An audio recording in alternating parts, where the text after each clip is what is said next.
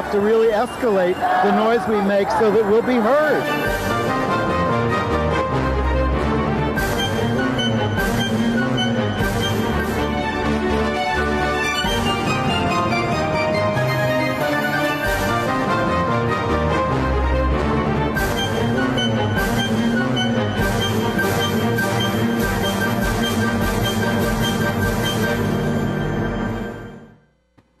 Welcome to Gay USA. I'm Andy Hum. I'm Ann Northrup. And we have a boatload of news, so we're going to talk fast. In the news, as just today, Wednesday, a federal court blocked Arkansas's law banning transgender health care for young people. We continue to rely on the expertise of our lawyers. And in the U.S. Conference of Catholic Bishops, one of their top officials has just resigned over a gay sex scandal. We'll tell you about that. We're going to remember the life of pioneering California lesbian activist and educator, Sally Gearhart. And we've come across a lot of firsts this week in the National Hockey League, on a Disney TV show, on Jeopardy, and on the cover of Sports Illustrated. A deputy sheriff in Spotsylvania was indicted in the shooting of gay black man Isaiah Brown that left him grievously wounded. But there is progress in Minnesota, Virginia, Kentucky, and Philadelphia. But setbacks in Wyoming, Texas, and California. Do you think people are putting little push pins in maps as we list these locales? I certainly do.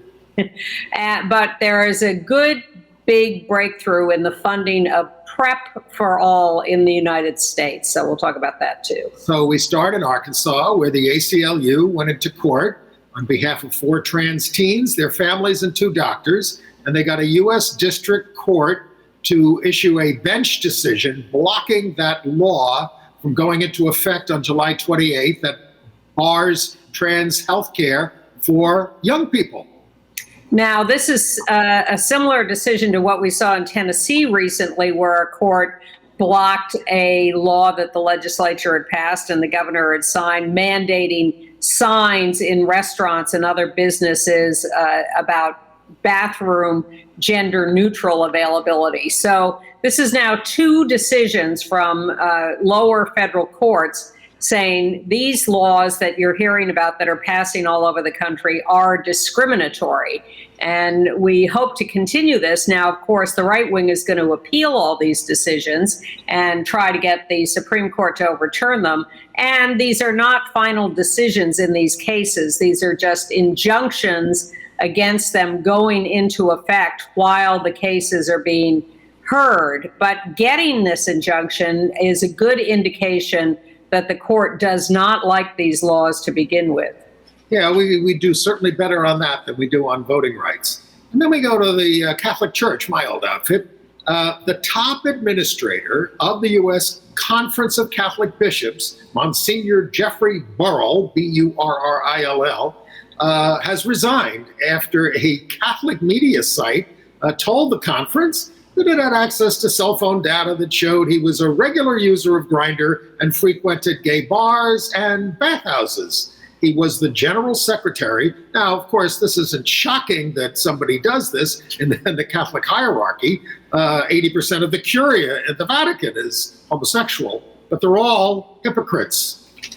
Well, far be it from me to defend a Catholic Monsignor, but he didn't break any laws. He didn't molest anyone. He didn't abuse children. He didn't do anything like that. He was simply sexually active, and you get kicked out if it is found out that you do it. I get it. I just want to. I mean, I shouldn't even say that. It's not if it's found out, because they all know about each other. They all have boyfriends and they share social occasions with each other. All the bishops, many of the bishops. But if it gets in the press, it's over. Yeah. Well, this guy also, according to the stories, and we don't have the final word on this yet, but he was using Grindr not only on a daily basis, but in meetings of the U.S. Conference of Catholic Bishops. Very addictive, apparently. It's one thing I haven't tried, but I'm retired. No one would know. and frequenting gay bars. So he was not exactly being discreet. But as you say, a good time, though. none of them are. All right. All right. We're going to talk about a lot of people we lost this week. And just as we finished the show last week, we learned of the death of Sally Gearhart, pioneering lesbian activist out of San Francisco. She's died at the age of 90. Now, in 1973, she was the first out lesbian to receive a tenure track position at San Francisco State University. In the mid-70s, she was co-chair of the Council on Religion and the Homosexual. And in 77, she was one of the principal subjects of that groundbreaking documentary about all of us called Word Is Out.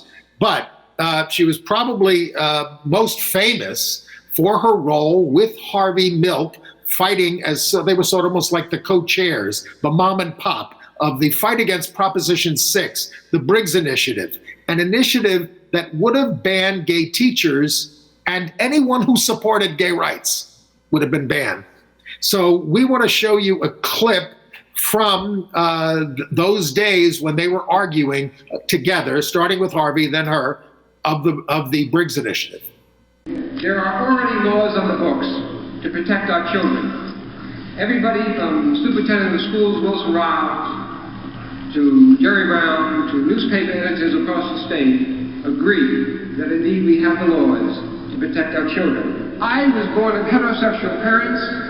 I was taught by heterosexual teachers in a fiercely heterosexual society with television ads and newspaper ads, fiercely heterosexual, a society that puts down homosexuality. And why am I homosexual if I'm affected by role models? I should have been a heterosexual. And no offense meant, but if teachers are going to affect you as role models, there'd be a lot of nuns running around the streets today. Sometimes I think what we were faced with in Proposition 6 was not so much a conflict of values as two sets of fears. The incredible fears that the gay community had, all of us, that here we were being stomped on by what was turning out to be the moral majority. I mean, our very lives were being, threatened. The ways that we live, what our lifestyle is, and our reaction was extreme, and it should have been extreme. But then when you get into the other person's shoes, you figure that there was a lot of fear on the part of the fundamentalists as well. I mean, when you've lived your entire life believing in a certain social structure, believing in certain sex roles, believing in the ways that men and women should relate to each other, believing in the family, believing in what you believe God says should be the way human beings should relate within the family structure. And all of a sudden, there are these perverts out here saying that there are ways to live that are different from that, and that furthermore it's great and beautiful and true and good. Then you're threatened. And the very fabric of what this nation is supposed to be made up of, in the eyes of the fundamentalists, was actually being attacked, or is actually being attacked by gay people. And that fight continues. She was so brilliant and articulate and thoughtful in the way she put things. That campaign started off, we were going to get 20% of the vote, but eventually the President of the United States came out against it. Ronald Reagan, who was the former governor, came out agained it. Wasn't he still governor when he came out against it? It was before he was president. Yeah, late 70s. No, Brown was governor. All right, but it was before he was president. But he had a lot of standing. President Carter came out against it. Yeah, but Reagan's opposition to was very, very important and powerful. He was good for the gays when he was president. You might remember the AIDS crisis. Yeah, but she helped establish the women's land, all-female community in Willits, California, where she lived most of the rest of her later years. A documentary on her is nearing completion, and we will link to it in our email. She also was very involved in writing science fiction, and she had a formula for world peace and success, which was that the male population of the world should be reduced to 10%. All that's needed. Keep a few around, but really, now, I can't swear that female power is in the end the answer, but it's amusing to think that she came up with that. The New York City Council will be majority women this coming year. We'll see how that goes. Now, not LGBT, but also a firebrand civil rights activist, Gloria Richardson, has died at the age of 99. Now, that picture is famous because in a demonstration on the eastern shore of Maryland, where she was very active, the National Guard was called in, and she just pushed that rifle away and the bayonet. And she developed quite a reputation as a radical. She was supposed to speak at the March on Washington in 1963, and she gets to the microphone, she says hello, and the NAACP pulls it away from her because they don't want her to speak. It was terrible because she did form a branch of the Student Nonviolent Coordinating Committee, but would not commit to nonviolence because she said, if we're attacked, we're going to have to fight back. Yeah, she was extremely fierce and stuck to her values throughout her life. And she's one of the people who wasn't in the center like King, or even she was to the left of Malcolm X. Yes. And so we don't hear about people like that often enough. And Well, so we wanted to highlight her She life. started that in her late 30s. She died at 99, and she moved to New York and became basically someone who worked for the Department of Aging and other things. Lived a rather quiet life up here, right amongst us. And we lost other people this last week, too. You know all about the building collapse, the condo collapse in Miami Beach. Well, it turns out that a prominent lesbian was also killed in that collapse. Teresa Velasquez, 36 years old, senior vice president at Live Nation. She was visiting her parents in the condo when the collapse happened. They all died. She was well known as a lesbian activist within her music world. She was a DJ at the New York City Pride a couple of years ago and all over the world, and well known as an out and progressive and fierce person who was leading the way. And then there was Matt George, 26 years old, the co-host of the big podcast She Rates Dogs, was killed in a hit-and-run incident in Los Angeles. He did the show with Michaela Oakland. He was hailed for his vulnerability and his humor. The police are offering a $50,000 reward for info on the hit-and-run driver.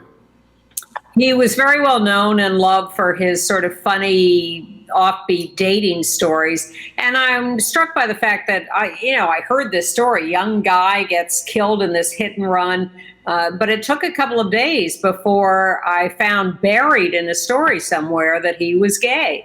It just was not part of the story when it first broke. And these kinds of accidents have been happening a lot more since the pandemic. There's been a lot, especially right here in New York. The statistics are terrible. Yeah.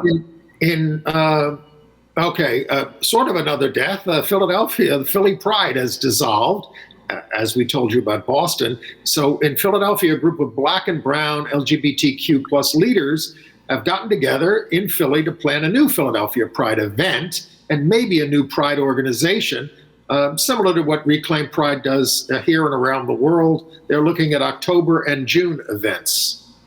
Yeah, this is going to be a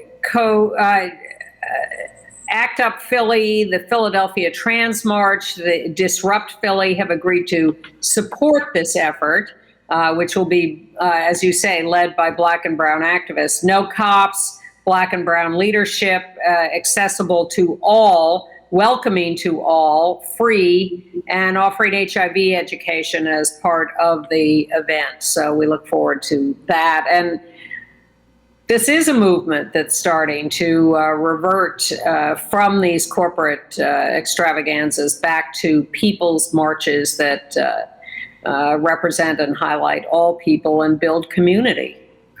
Not dead, but threatened with violence in Wyoming was Michaela Oz, a transgender magician who was supposed to do shows at libraries in Gillette and the city of Wright, but was canceled when some townspeople found out that she was transgender. So the library canceled it out of safety concerns. She says she does a family-friendly show with no mention of sexuality, but got threatened with abuse. But she also got a lot of love and support, but no job. The deputy county attorney is investigating the threats. And speaking of threats, there's this crazy stuff going on in LA around a Korean spa, the WE Spa, W-I, WE.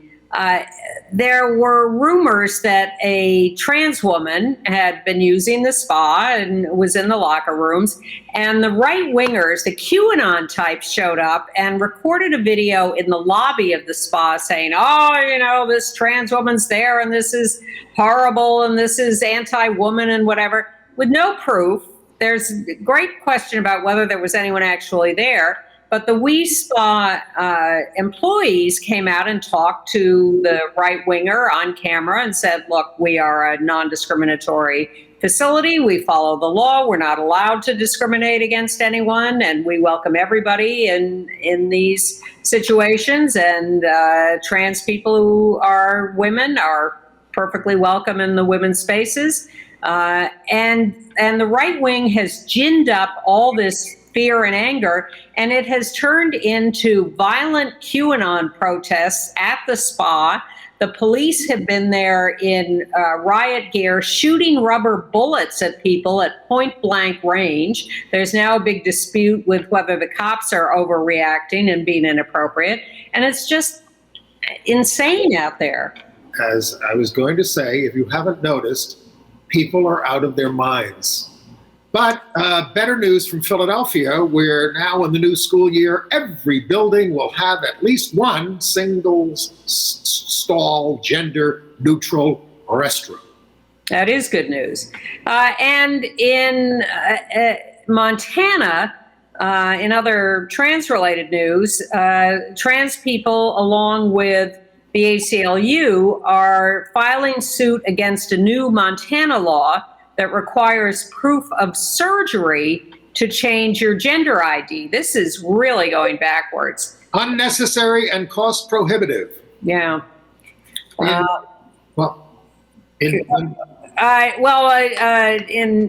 Along the same lines, in California and Indiana, a bad decision and a good decision about trans rights and issues. In California, the Court of Appeals says that nursing home workers have a free speech right to misgender trans residents at the nursing home. Well, the funny thing is, the court said, well, the law is you have to admit them according to their gender, but you don't have to call them by their names. Crazy. So trans activists and lawyers are describing this as legitimizing harassment. The court said, you know, it may just be workers' way of expressing their disagreement with trans people. And the trans community is saying, nonsense, this is violent harassment to do this. So I think we're going to hear more on that. It was a 3-0 decision. Yeah, but it's going to go farther. And in Indiana, a court said a teacher cannot misgender students, that is harassment. In Minnesota, the Republican Senate wouldn't act on a ban on conversion therapy, so the Democratic governor, Tim Walz, did it by executive order. 20 other states do so. Major cities in Minnesota had already banned it. And they're continuing to have controversy at school board meetings in Virginia. In Fairfax County, the school board has adopted a new student rights and responsibilities. Now take a look at that board. I think it's all women and one gay man. I see the guy. Yes. Well, that is by appearances. I am not judging anybody's gender identity. It is a diverse group of women racially, too, but they have adopted a new progressive, appropriate, trans-protecting guideline of student rights and responsibility. Well, the gay guy, Carl Frisch, championed it, and he gave a brilliant speech about it, which I will include in our email, which you can sign up for at gayusatv.org. Just go to our website, sign up. But in Kentucky, the Democratic governor, Andy Beshear, who sometimes does things we like and sometimes doesn't, has canceled a sexual orientation non-discrimination clause in a contract with Baptist Sunrise Children's Services, supposedly on the basis of the Supreme Court decision that allowed the Catholic Services Agency in Philadelphia to not work with same-sex parents in foster care. So they're using that as an excuse to re-up their contract with the Baptists in Kentucky, who also say they will not work with same-sex parents. Now, that wasn't the Philadelphia decision. The Philadelphia decision was you're allowed to not contract with religious discriminatory agencies, but you have to be consistent across the board, and they weren't, and therefore they lost that case. Right. But now, again, it's being misinterpreted, and well, better news in Kentucky. Fort Mitchell, population 8,257, is the 23rd municipality in the state to ban discrimination on the basis of sexual orientation and gender identity. The city council vote was unanimous. You may have noted that Senator Mitch McConnell from there continues to use the filibuster to block consideration of the Equality Act nationwide. among other things. So didn't they have a meeting on the Equality Act in this last? There was a telemeeting with all the coalition of groups, right? And they're saying, call your senators. And some of their senators were on the call, and the Congress people. But nobody has a strategy. You can't pass it unless you get rid of the filibuster, and maybe not even then. And of course, what we continue to be worried about, and our groups will not answer the question, what are you willing to trade away to get the Equality Act? And of course, if they do trade anything away, it won't be the Equality Act. I don't think anything gets traded away these days. That used to be the fine art of legislating, but it just doesn't happen anymore. Well, I'm for reasonable things that don't cut anybody's rights. You want to use certain language that clarifies things, fine. But don't you're going to exempt us from certain categories or something? Anyway, all right. Let's go to sports news. That's a little more uplifting these days. Starting with the National Hockey League. I'm sorry, it's the middle of July and we're talking about hockey, but nonetheless, that was the big headline this week. Luke Prokop, who 19 years old, came out. He's playing in a minor league team, the Calgary Hitmen in the Western Hockey League, but he has been drafted by the Nashville Predators. An unfortunate name. Well, they're very aggressive in these male sports. The Nashville Predators have drafted him, and he's expected to move up to them in the next year or two. But he came out and he said he was lying in bed and deleting a dating app for the fourth or fifth time. And he said, I'm not a Catholic bishop. I don't have to do this. And he got extremely frustrated because he couldn't be his authentic self. So he said, enough is enough. I'm accepting who I am.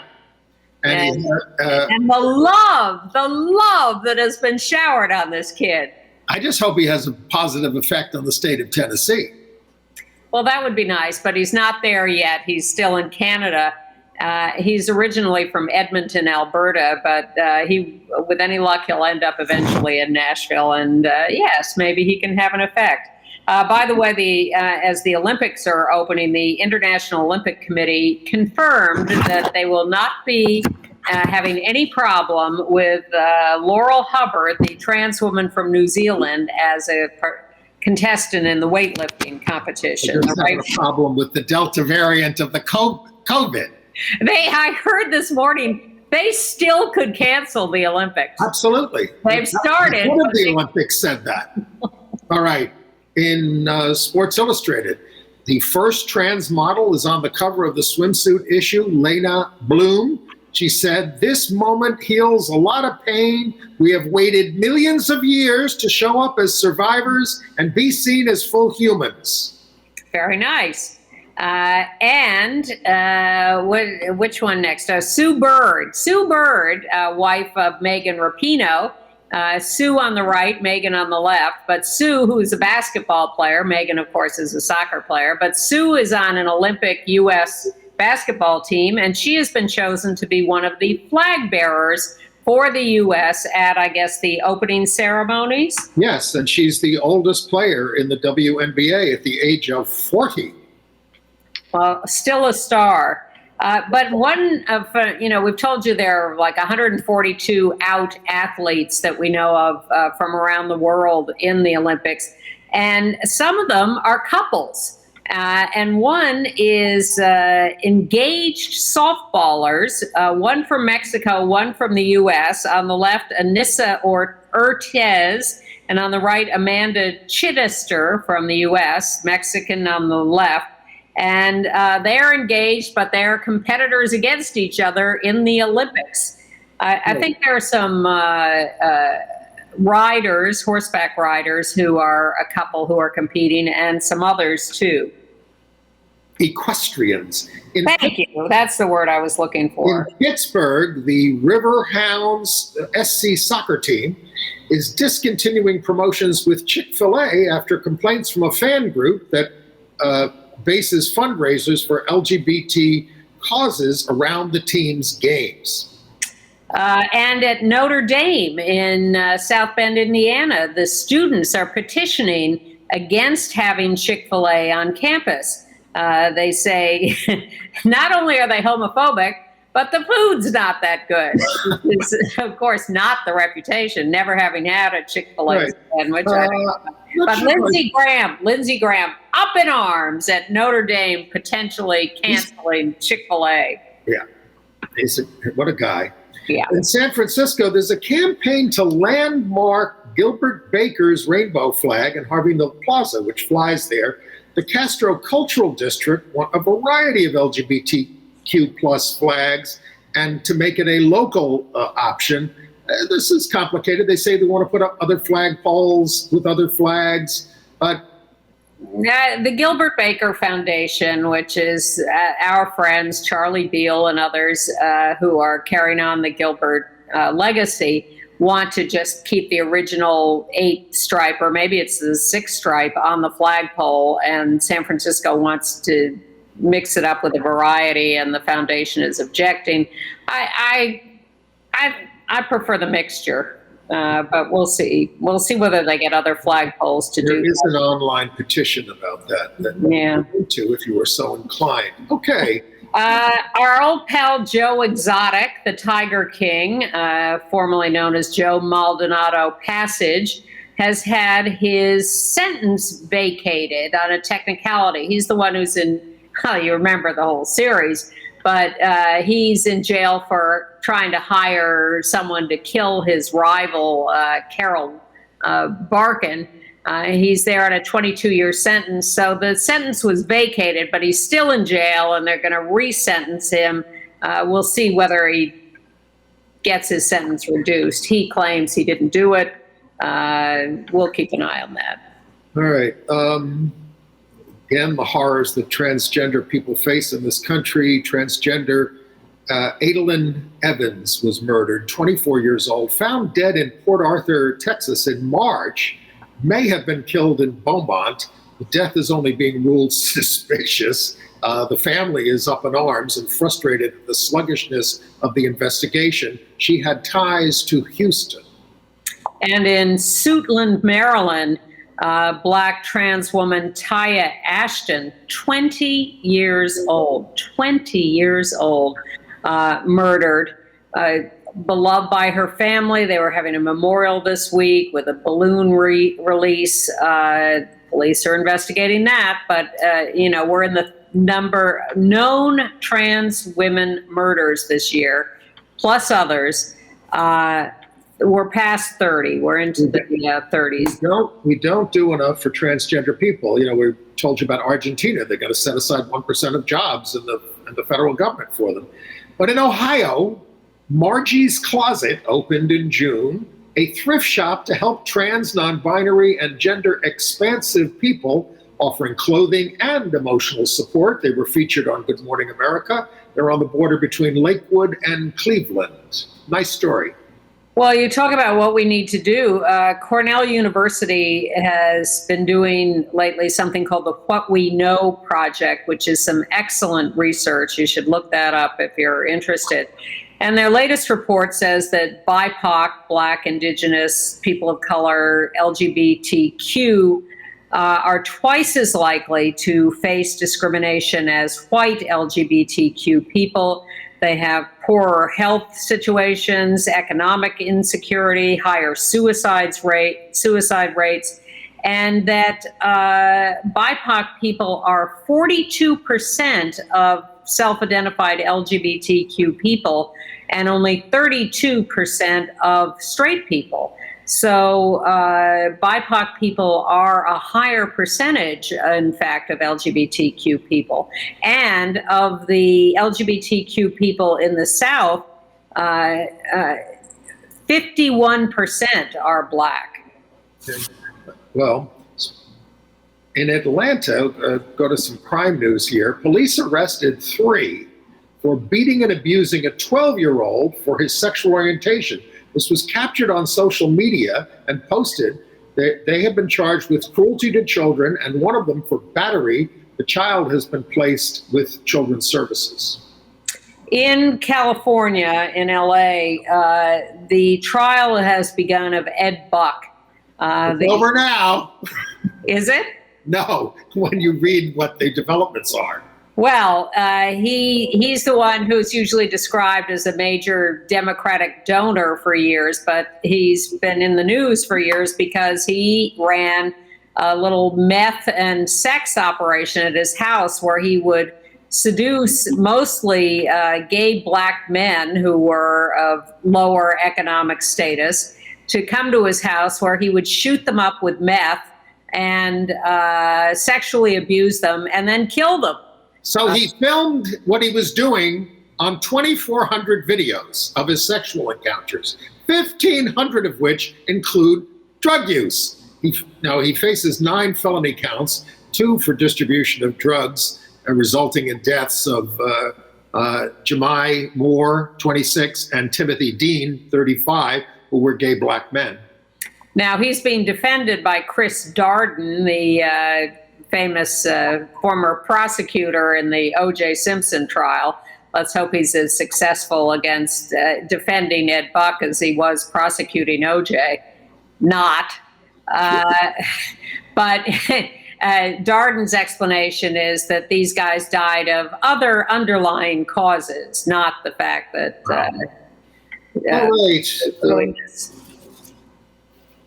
and we have an update on what's happening in Spotsylvania, Virginia, where gay Black man Isaiah Brown had been shot in his driveway by a cop who a couple of hours earlier had given him a ride home. And then when Isaiah called the police because of a domestic dispute at his house, that same cop showed up and ended up shooting Isaiah.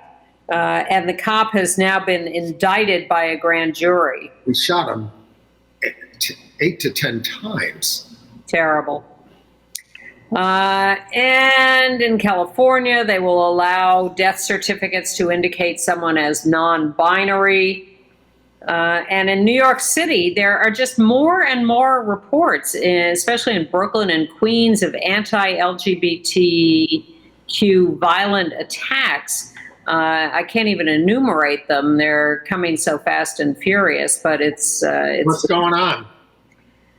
What is going on? That's a lot of what we've reported today, and it's not good. No. All right. Should we go to international news? Well, more on the whole Hungary-Poland situation. The European Commission, executive arm of the European Union, is taking legal action now against Hungary and Poland for violations of fundamental rights of LGBTQ people. Europe will never allow parts of our society to be stigmatized, they say. The EU targeted Hungary over demand that the publisher of a children's book with LGBTQ content include a disclaimer warning of behavior deviating from traditional gender roles. Now, Poland must respond to the EU inquiry on the impact of its LGBTQ-free zones. They have 2 months to respond. That's an awful long time. If they fail to correct, the EU could take them to the European Court of Justice, which can impose financial fines. Well, I'd say it's about time they're going after them like this, but I don't have a ton of confidence at meaningful consequences for They're these. also going after them in Poland over the destruction of their courts. Yeah, well, here, we talked and you predicted this last week, I think. The European Court of Human Rights ordered Russia to recognize same-sex relationships and marriages performed elsewhere. And Russia is just saying, the hell with you. We're not going to pay any attention to you. They say it's in their constitution, along with allowing Vladimir Putin to run for 2 more 6-year terms after 2024. And when those are He'll up, be dead. he'll be granted more of those terms, I'm sure. Horrible story out of Corsica in the town of Luri, L-U-R-I. A gay couple, Mikhail and Benoit, were dancing at a bar with each other and with the boyfriend's brother and his wife and his sister. They were surrounded by 60 people, mostly teens, 15 to 20. We have a picture, who made fun of them, called them the F word. They left the bar. 20 followed and beat them to the ground. 60 watched the attack and did nothing. The police are investigating. The men were just visiting for the Bastille Day holiday. In Nigeria, in Kamo, which is the second largest city, the cops arrested 5 gay men just arbitrarily, no reason. More danger for gay people around the world. And this was the Islamic police essentially doing the Sharia law people. Yes. And in Uganda, Kenya, and Tanzania, we have found that U.S.-funded health clinics are secretly offering conversion therapy to gay people. What a And fun by offering, of course, we mean strongly encouraging. Let's put a stop to that. In Cameroon, a judge ordered the release of 2 trans women who spent 5 months in a men's prison, arrested for, quote, attempting homosexuality while eating in a restaurant.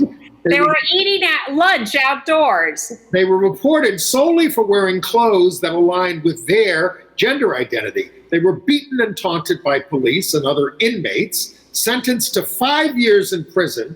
They were released pending, but they're only been released pending appeal. Shakiro there is a social media influencer and writes about being transgender. Local activists raised money to cover their fines and necessities. In Cameroon, 24 arrests of LGBTQ people this year.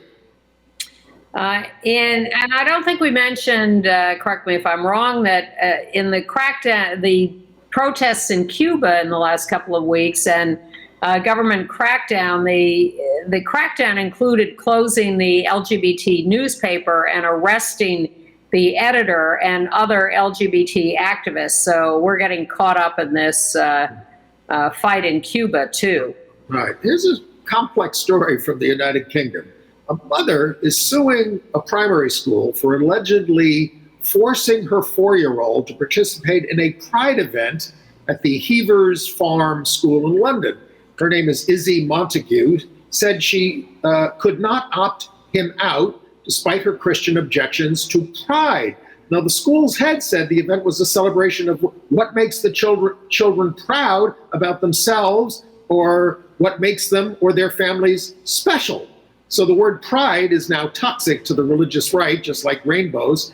Now, when Montague first met with a staffer to discuss her complaint, the staffer wore a T-shirt that read, "Why be racist, sexist, homophobic, or transphobic when you could just be quiet?" she took the kid out of the school. 4 years old. Well, in London this weekend on the 24th at 1 p.m., the Reclaim Pride March will take place, gathering at Parliament Square. So if you want to be part of the Alternative People's March in London and you're there this weekend, that's where you should be. And also from the UK, an announcement that, and the US, Meghan Markle and David Furnish, Elton John's husband, are going to co-executive produce an animated series called Pearl about a 12-year-old girl, her heroic adventures, finding her power, and it's inspired by historical women. So this is... In Peru, there were two anti-gay candidates running for president, and the leftist won, Pedro Castillo, 51. He opposes same-sex marriage, which they're supposed to do under the court order. He said, today, though, we must teach the children that we are all equal before the law, but didn't include us. Well, let's see what equal is defined as in Peru. But in Chile, today, Wednesday, as we're taping, the Senate is expected to okay a same-sex marriage bill. Then it goes to the Chamber of Deputies. The word is that they are going to pass this, as they are mandated to do by the Inter-American Court of Human Rights, and we'll see whether they follow through and whether Peru will obey that court order. Okay. AIDS news.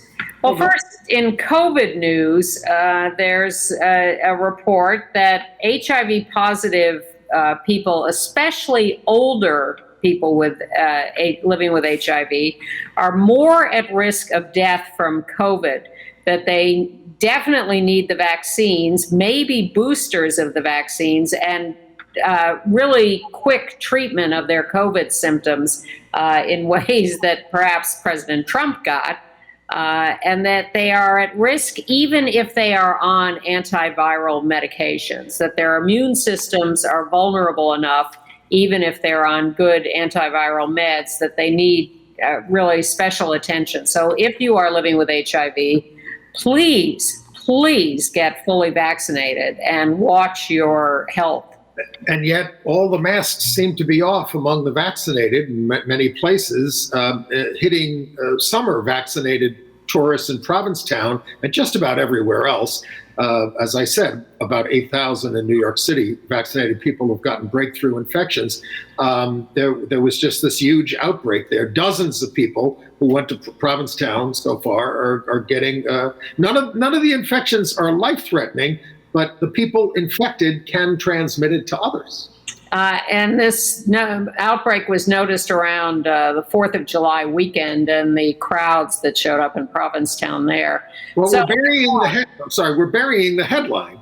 The federal government has announced that almost all health insurers must cover PrEP, the HIV prevention pill, with no cost sharing, including for the drug itself and for clinic visits and lab tests. So this means that Truvada and Descovy, the two approved drugs, should now be free for almost all insured individuals. Well, to qualify for Descovy, the physician has to argue that you especially need it. 60 days to comply with the mandate and stop charging out-of-pocket fees by January 1st at the latest. They're calling this a game changer. AIDS activists are very excited about this, but also point out that not everyone is insured, and this is in order to insurers. So it still leaves a hole for those who are not the beneficiaries of insurance. Okay. There's a new documentary on the COVID experience of LGBTQ marginalized people in Chicago. It's called Seguimos Aquí. Oh God, what's that word? Pride, Pandemic, and Perseverance. It's going to be at the Chicago Historical Museum in person and on Facebook on Thursday. A lot of you will miss it. We'll send a link to that and the trailer. It deals with the inequities that we're talking about.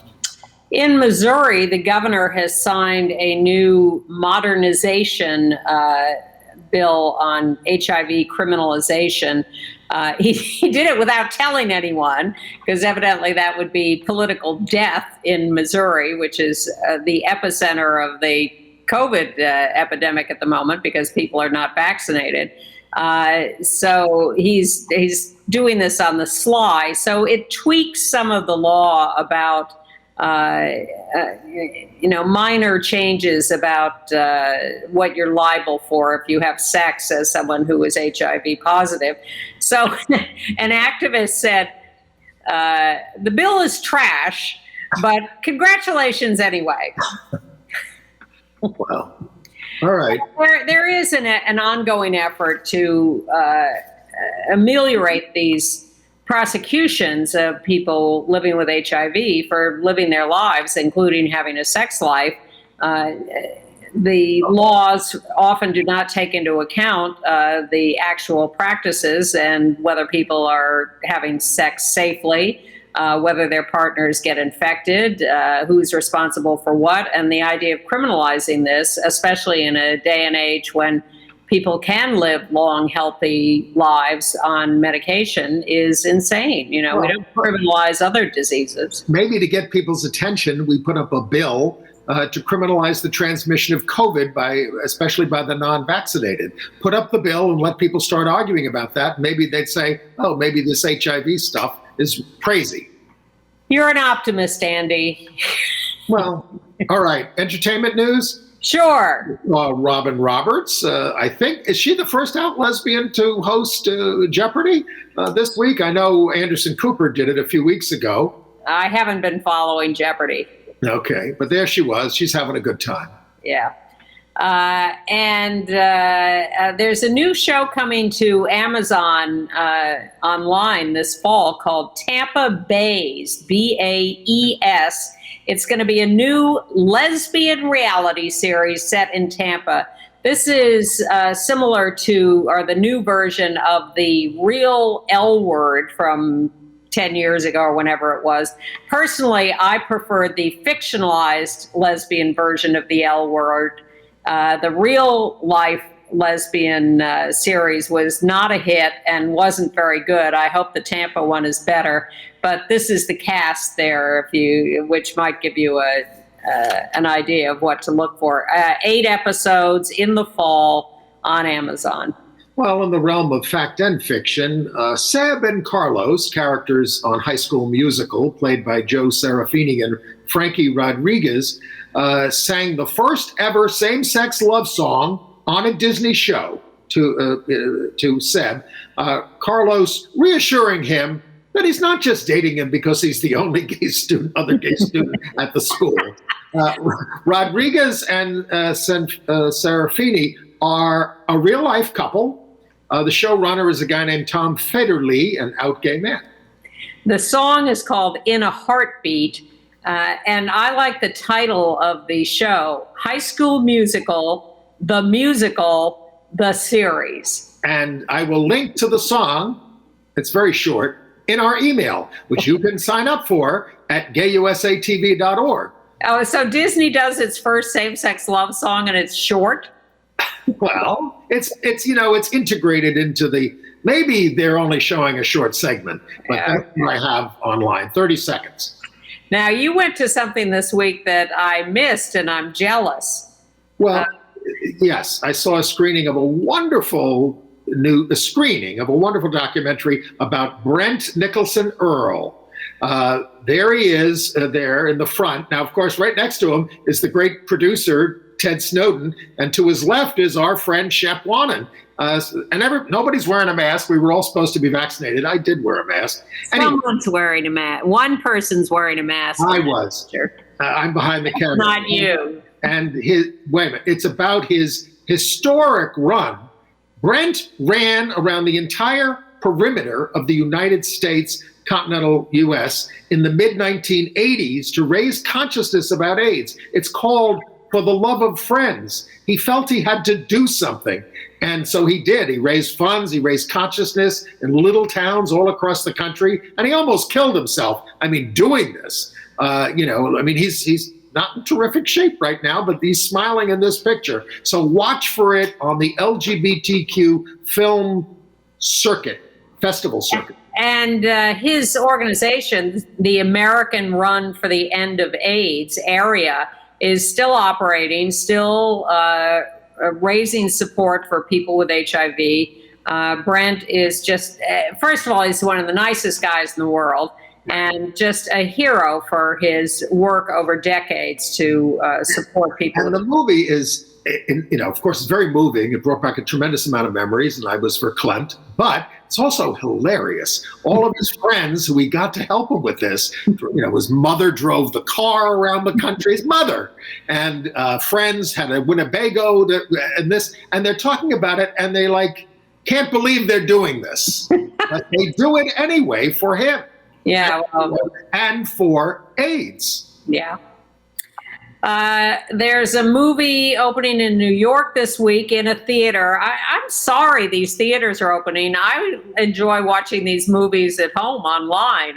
The idea of going to a theater is not so calm and wait. It will come. But this one is at the IFC Center. It's a film by the great director, Agnieszka Holland. Did I say her name right? It's about a Czech herbalist. It's called Charlatan. Jan Mikosek. It's a true story, and his lover there. In the 1950s, it's called Charlatan because he was doing herbal things, and he got in trouble with the Nazis, and then he got in trouble with the communists. And it looks fascinating. I don't really know how it all turns out, but I'm eager to see it when it comes on TV. Well, yes. One of the magic powers he asserted was that he could look at people's urine in a clear glass bottle and diagnose everything about them. Yeah. One of the guys interrogating me goes, "Sorry to tell you this, but you're going to die." Well, we all are. I want to remind you about a movie I mentioned last week called Can You Bring It? Bill T. Jones and D-Man in the Waters. D-Man in the Waters, one of his great dance works. It's now playing in New York City theaters, and it opens this week in LA.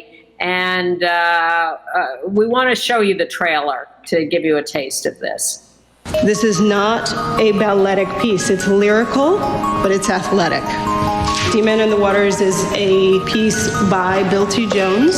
It is considered Jones's most successful dance. For D-Man in the Waters, Bill T. Jones.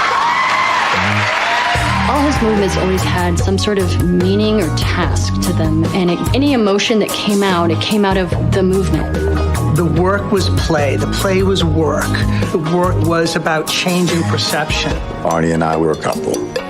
We wanted to make a community who had a mission and a direction.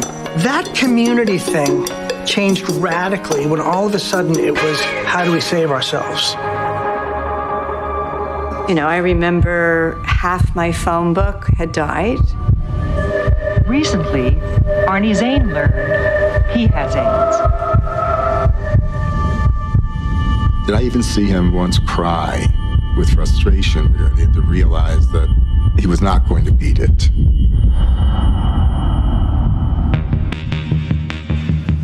What is D-Man? Is it alive now? Is it a cautionary tale? Is it one of inspiration?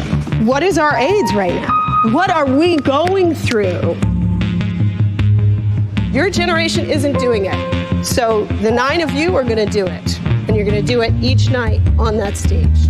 What do they share that is so big that you need a piece like this to move it? Do you dare to let the stakes really be high? No matter what happens, don't give up. We were hurting, but our work was a way that we kept going. Let me see your hands. It's I give up or I have nothing to fear. I love you. I love you. Yeah.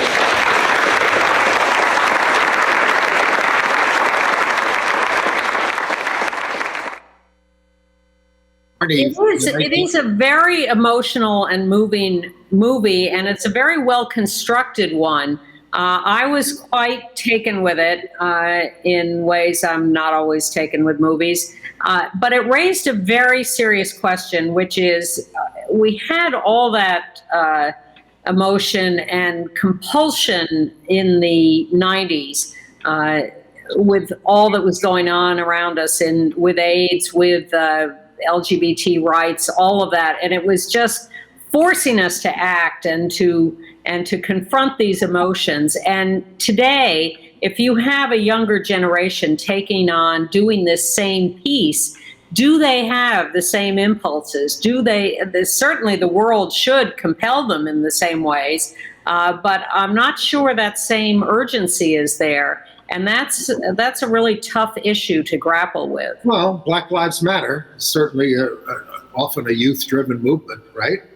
Absolutely, but what I'm and certainly dealing with the same issues of life and death that were so and remain compelling to us. But to watch these younger people take on this specific piece, there is some question about whether they actually get it and whether they can throw themselves into it. And at some point they do cross the line and come close to that. I'm not sure they quite get there, but others may have a different opinion. But the whole movie really drew me in, and I thought was compelling. Now, also still, I remember Arnie and Bill when they became AIDS activists in the 80s when Arnie got sick and the kinds of things that they did. This sort of resonates with the Brett Nicholson Earl film, because it was based on a play about his life where young people portrayed him and he portrayed himself. And the movie includes all their dialoguing with that period, and which they just didn't have a grip on. And this also plays at the same time that the Alvin Ailey movie, Ailey is going wide, as they say, will be in 200 theaters nationwide by August 6th, and deals with some of the same issues, some not.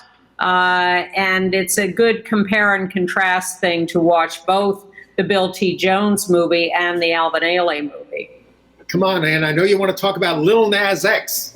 Well, I'm very taken by the fact that the New York Times, as you see there, did this cover story last weekend on Lil Nas X and Hot Boy Summer. And I know you weren't as, amused or entertained by this, but what I liked about the piece, and I like him. I like him. Well, I like him, and what I liked was them delving into his progression from closeted to someone who is really now asserting his gay identity and wanting to put it out there and challenge people. Closeted, he was like 18, right? And when he started coming out, Hey, now we're worried about 4-year-olds going to Pride Parade, so it's never too early. And we all need to have pride, and we all need to wear masks again. I am. I've never dropped it, and I'm very conscious of the need to remain self-protective and protective of others. Yes, because that's what it's all about. We don't want to keep this pandemic humming, so to speak. So thank you for joining us. We will be back next week. Go to gayusatv.org to read extras, and we'll see you next week. Bye. Bye.